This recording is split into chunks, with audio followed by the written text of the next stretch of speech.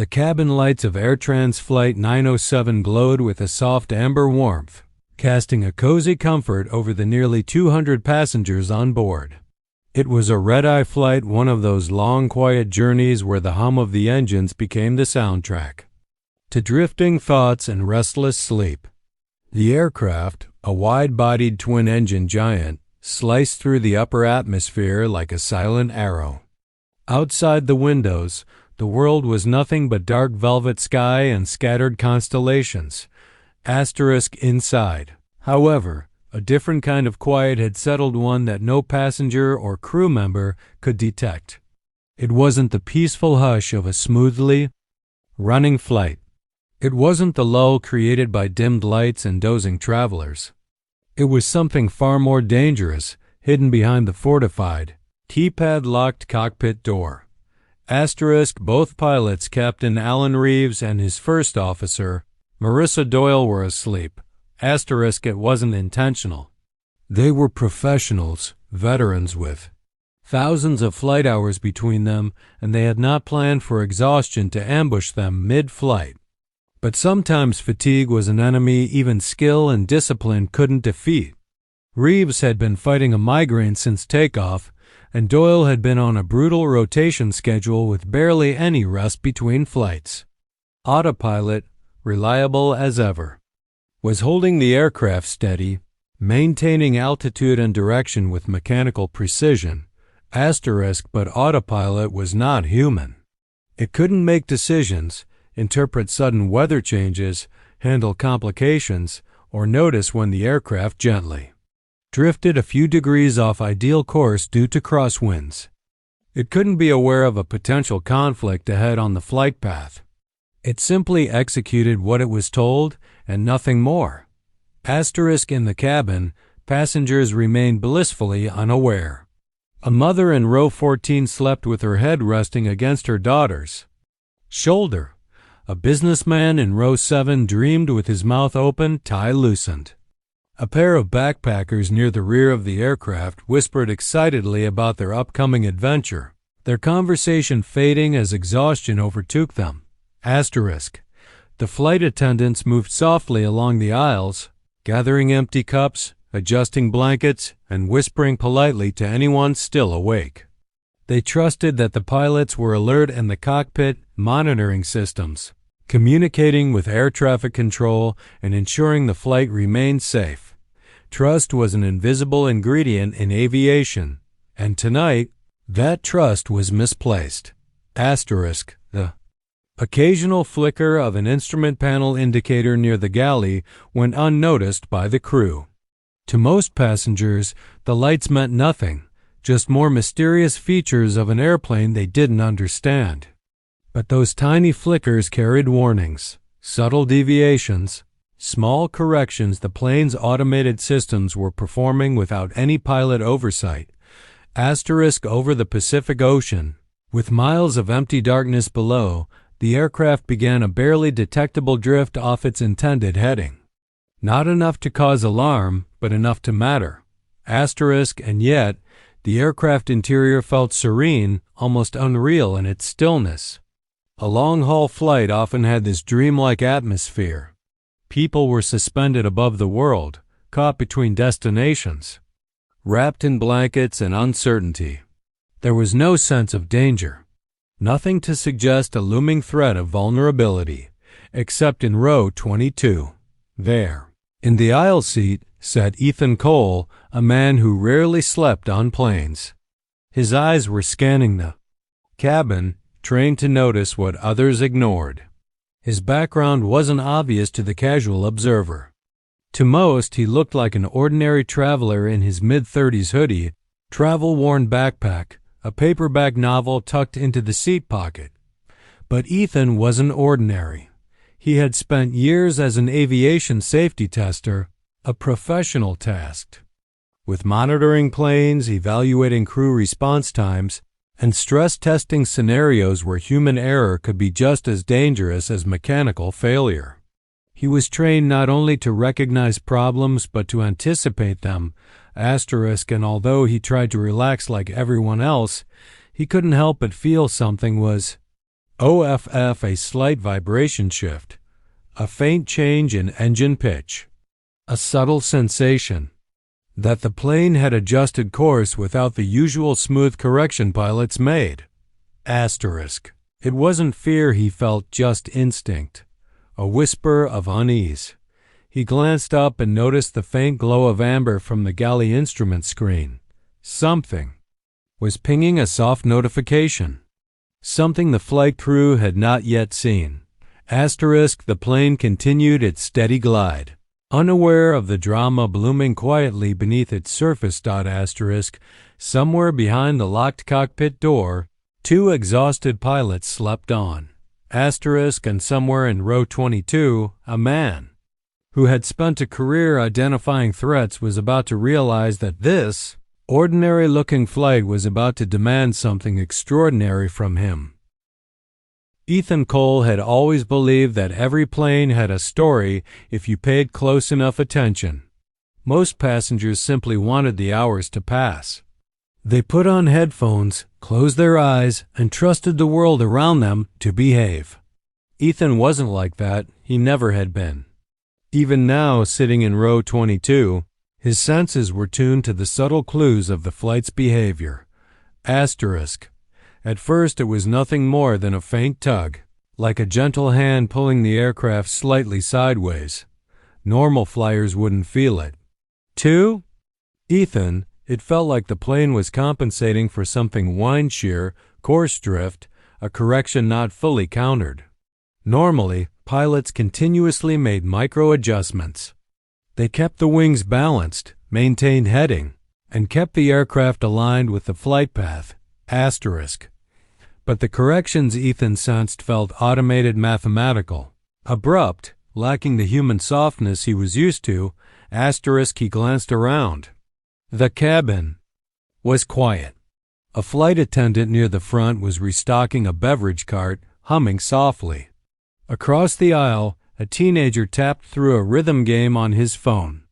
No one appeared concerned. Asterisk. Ethan tried to shake off the feeling. He picked up his paperback novel and attempted to read, but the words blurred. That tugging sensation kept nagging at him. Asterisk. Then he noticed the instrument panel flicker near the galley again. Asterisk. Just a faint amber pulse. A notification light.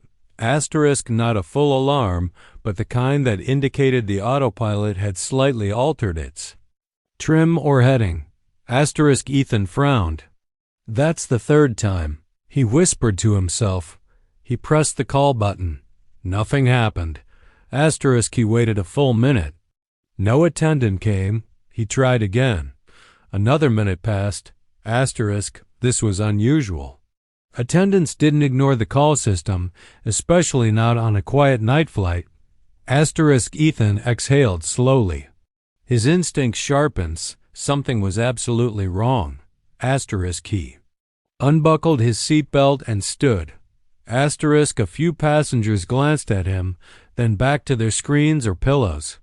To them, he was just another restless traveler stretching his legs. But Ethan wasn't stretching. His steps were purposeful, directed straight toward the forward galley. Asterisk. The humming flight attendant noticed him approaching. "Oh, I'm so sorry," she said quickly, forcing an apologetic smile. "Your call light was on. I must have missed it." Asterisk. "No problem," Ethan replied, though the tension in his voice was clear. "But I actually wanted to ask, is everything okay up front?" I felt some strange adjustments. Asterisk. She blinked, caught off guard. "Everything should be fine. The pilots would have told us if..." A soft chime interrupted her. She glanced at the cabin interphone. No message, just a chime. A solitary alert sound the system made when unable to connect to a station. Asterisk. The attendant frowned, confused. She tried the cockpit line again. No answer. "Captain Reeves?" she said into the receiver. "First Officer Doyle?" "Cockpit. This is forward cabin." Asterisk. Still nothing. Not even static. Her face paled. "That's unusual," she murmured. Ethan's pulse quickened slightly, though he maintained a calm exterior. Have you tried knocking? He asked. We don't normally disturb them unless necessary, she answered, her voice wavering. But this isn't normal. Together, they walked to the cockpit door. It stood firm, metal-plated and keypad locked, a barrier meant to protect, but right now it was also hiding the truth. The attendant knocked lightly at first. No reply. She knocked. Again, louder. Her knuckles echoed against the reinforced surface. Still nothing. Ethan felt a cold certainty settle in his chest. How long since you last heard from them? He asked. A while, she admitted. Maybe an hour? They usually check in. But maybe they're busy. Ethan shook his head. Pilots don't stay silent for an hour. The attendant bit her lip. Her composure cracked as she whispered, I don't know what to do. Ethan did. He wasn't a pilot, but he knew procedures. You have an emergency override code, he said quietly. Use it. Her eyes widened. I can't just You? Tried calling, Ethan said. You knocked. You've made every normal attempt. If they're unconscious or incapacitated, every second counts. Another flicker from the panel light behind them. Another small course correction. Ethan could almost hear the autopilot making the decision for the sleeping pilots. The attendant inhaled deeply, shaking hands hovering over the keypad. If I use the code, I have to file a full report. And if you don't, Ethan said gently, we might not have a plane left to report on. That settled it. With trembling fingers, she punched in the 4-digit emergency override. There was a brief hydraulic hiss, and then the heavy door unlatched with a mechanical click. Ethan stepped forward with her. Inside the cockpit, the soft glow of instrument lights reflected off two unmoving silhouettes. The pilots were asleep, deeply. Asleep. Ethan felt the bottom of his stomach drop. This wasn't a hunch anymore. This was a crisis. The cockpit of Flight 907 glowed with an eerie bluish calm, the kind that only existed at night when everything functioned exactly as machines intended, but not as humans expected.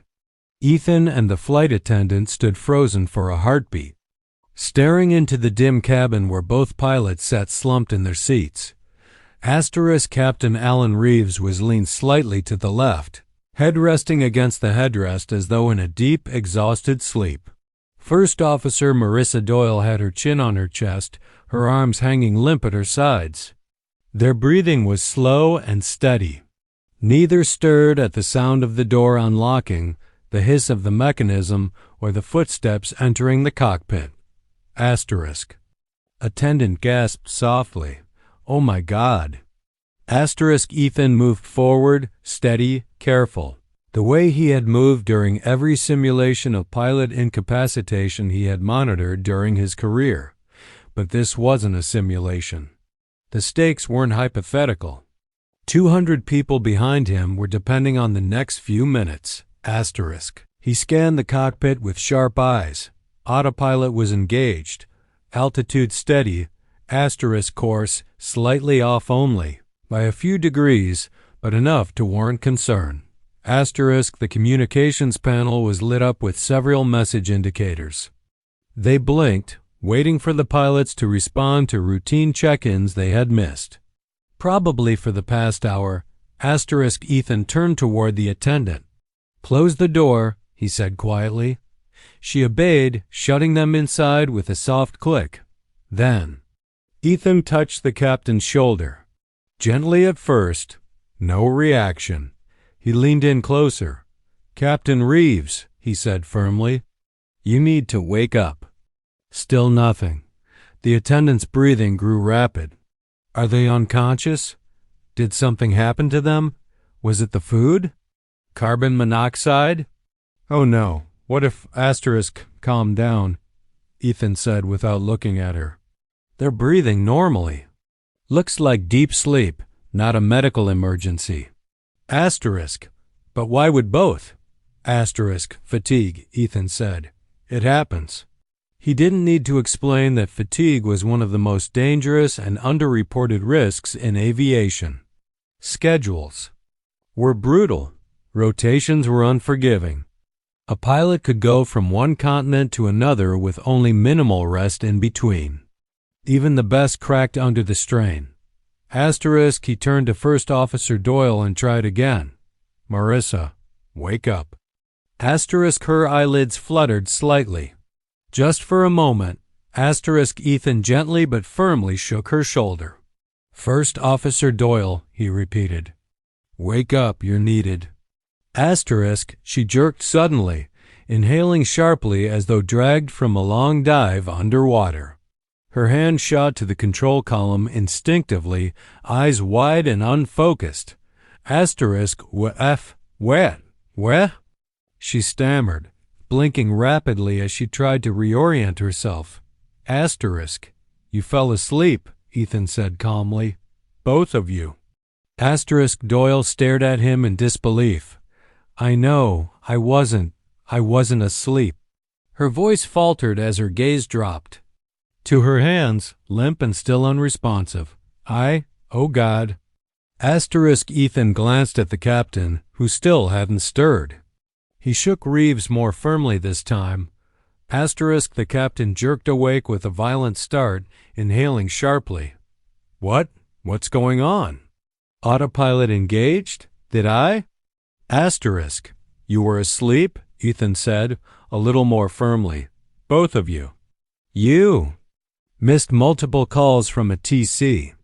Asterisk, Captain Reeves wiped his face with a trembling hand, embarrassment, confusion, and fear flooding his features. Damn it, he whispered. I didn't even realize I thought Marissa had control. Asterisk, and I thought you did, Doyle said miserably. I'm so sorry. Asterisk, she looked at Ethan, confusion mixing with embarrassment. Who are you? Asterisk, Ethan Cole, he replied. Row 22, Aviation Safety Testing. I noticed something was off. Asterisk, Reeves managed a weak, grateful nod. Well, Mr. Cole, you just saved this flight. Asterisk, Ethan waved a hand. Let's focus on getting things corrected. Asterisk, the captain straightened his posture, running through the controls with renewed urgency. Marissa, status check. Asterisk, autopilot. Steady, altitude stable. But we're off course by 3.7 degrees, she said, her voice strengthening as she worked. ATC's been trying to reach us. Asterisk, Reeves reached for the COM panel. AirTrans 907 back online. Apologies for the delay. We had a system issue. Asterisk, Ethan said nothing. He knew they couldn't admit the truth over radio. Asterisk, the attendant's voice trembled behind him. Are we safe now? Asterisk, yes, Reeves said firmly. You did the right thing opening the door. She looked relieved, but also shaken. Reeves turned back to Ethan. And you noticed what no one else did. Asterisk, I've spent my life watching planes, Ethan said simply. Sometimes you feel things before you understand them. Asterisk, the pilots worked quickly to reassess their position, re-establish communication with the TC, and correct the aircraft's path.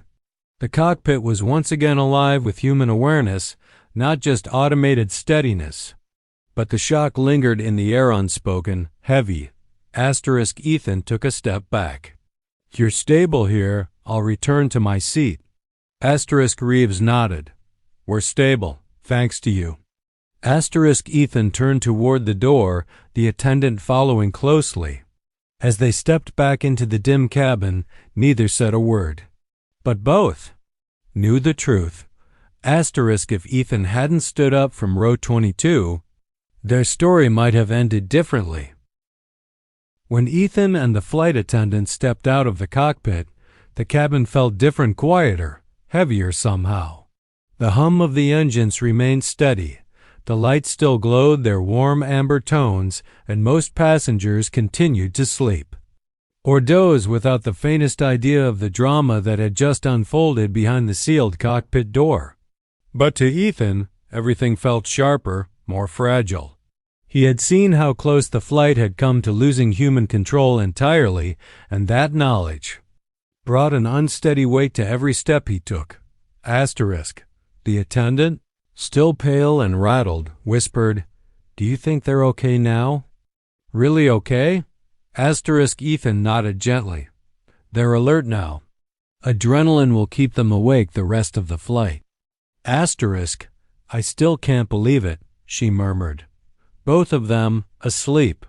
I've heard stories about fatigue, but I never thought it's more common than people like to admit," Ethan said. "But they'll be fine now." She offered a weak smile, then returned to her duties, pretending nothing had happened. Flight attendants were experts at masking fear. They had to be. The passengers depended on it. Ethan walked back to row 22, settling into his seat quietly. His seatmate, an older gentleman with a soft snore, didn't even stir. The world around him slipped back into normalcy, as if the crisis had been nothing more than a brief ripple on an otherwise calm ocean. But Ethan couldn't shake the image of the pilots, slumped over their controls. Hours passed. The sky outside began to lighten, gradually as dawn approached. Through the small oval window, hints of orange and pink streaked the horizon. A new day rising over the endless stretch of clouds. Ethan watched silently, the beauty of it offering a strange comfort. He thought about all the flights he had taken over the years, all the machines he had monitored, all the tests he had run. He had always believed in the delicate dance between human and machine, how both were necessary to keep passengers safe. Tonight had proven that belief more vividly than he ever expected. Eventually, the overhead speakers chimed. A familiar voice, Captain Reeves, spoke, calm but still slightly unsteady if you listened closely. "Good morning, ladies and gentlemen. This is your captain speaking. We hope you're having a restful flight. We've adjusted our course and are making excellent time towards Singapore. Weather remains clear, and we expect a smooth landing." A practiced message, professional, controlled, but Ethan heard the truth beneath it. Relief.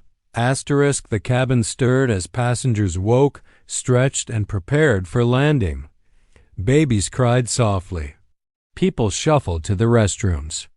A flight attendant began handing out arrival cards, smiling more brightly now that stability had returned. As the plane began its slow descent, passengers braced against the gentle pressure shift. The landing gear deployed with a familiar thud. Ethan kept his gaze steady through the window as city lights emerged far below, tiny clusters of gold against the pre-dawn haze. The touchdown was smooth, one of the smoothest Ethan had experienced. Reeves was clearly trying to make up for the earlier lapse by delivering a near-perfect landing. The aircraft slowed, taxied along the runway, and finally pulled up beside the terminal gate. The cabin erupted into the typical post-flight energy seatbelts unbuckling, overhead bins opening, the rustle of jackets and backpacks. Passengers chatted about their trips, completely oblivious to the events that had nearly changed their lives. Ethan remained seated until most people had moved ahead of him. He didn't like the rush. He preferred to step off planes when the commas aisles were nearly clear.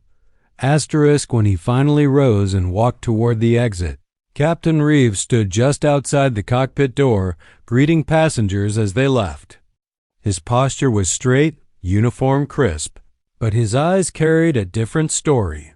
When Ethan approached, the captain stopped him with a hand on his arm like, respectful. Mr. Cole, he said quietly, eyes serious. You may have saved 200 lives tonight. Ethan shook his head modestly. I just did what anyone trained in safety would do. Reeves gave a soft, wry laugh. No, most people wouldn't have noticed anything was wrong. And even if they did, they wouldn't have acted. You did. He paused, his expression clouding for a moment with the shame of what had happened. We won't forget it. First. Officer Doyle stepped forward, her cheeks still slightly flushed with embarrassment. Thank you, she said sincerely. Truly. Ethan nodded to both of them. Just try to get some real rest when you can. Fatigue is a silent danger. We will, Reeves promised. With that, Ethan stepped into the terminal. The bright lights, polished floors, and bustling crowds felt worlds away from the dim, tense cockpit he had entered hours earlier. He walked calmly, blending into the sea of travelers pouring into the airport anonymous once again. No fanfare. No thanks from passengers who would never know. No headlines. Just Ethan, row 22, a man who noticed what others ignored. And thanks to that, Flight 907 had landed safely. Because sometimes a single person standing up at the right moment was all it took to change the ending of a story.